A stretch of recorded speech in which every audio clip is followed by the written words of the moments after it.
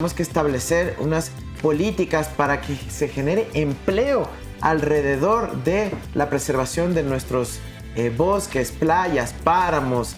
los ríos, y de esa manera se establezca un vínculo entre la institucionalidad ambiental y fundamentalmente la juventud, que va a generar valor agregado al cuidar a estos elementos fundamentales de la naturaleza.